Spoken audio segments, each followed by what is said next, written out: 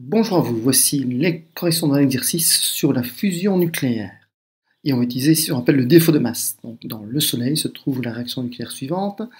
Du deutérium à isotope d'hydrogène avec du tritium à un autre isotope fusionnent tous les deux pour donner un noyau d'hélium avec expulsion d'un neutron et surtout de l'énergie.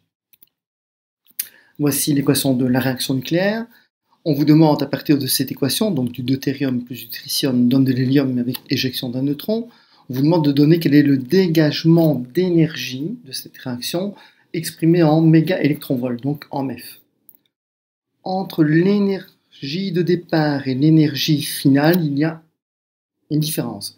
Ou, dit autrement, la masse de départ et la masse finale n'est pas la même. Il y a un défaut de masse. Si je prends la masse des atomes de départ, des noyaux de départ, et la masse des noyaux d'arrivée, il y a un déséquilibre, comme le montre la balance. On vous donne les différentes valeurs en unités de masse atomique. Il faudra transformer ça en kilos. On vous donne le coefficient de transformation. Et quand on a fait ça, on va alors calculer l'énergie. Ce qu'on fait maintenant, donc le défaut de masse en valeur absolue, je vais regarder quelle est la masse que j'avais au départ. Il suffit d'additionner ça et ça. La masse moins la masse que j'ai à l'arrivée, et je vois qu'il me manque, il y a un défaut de masse.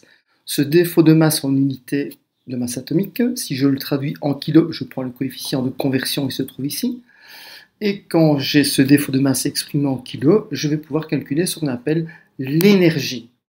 Alors l'énergie, je prends la relation d'Einstein, l'énergie exprimée en joules, donc c'est la masse, ou le défaut de masse, fois la vitesse de la lumière, la célérité de la lumière au carré. Cette célérité est en mètres par seconde.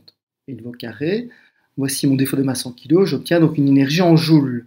Cette énergie en joules, on la traduit en électronvolts en divisant par 1,6 fois exposant moins 19. Et quand on a le nombre d'électronvolts, on peut diviser par 1 million, c'est-à-dire 1 fois 10 exposant 6, pour obtenir des mégaélectronvolts. Vraiment pas compliqué. C'est ce que l'on essaye de faire, ce type de réaction, à l'intérieur du projet international, même mondial, qui relie la Chine, l'Europe, l'Inde, le Japon, la Corée, la Russie et les États-Unis. Ciao!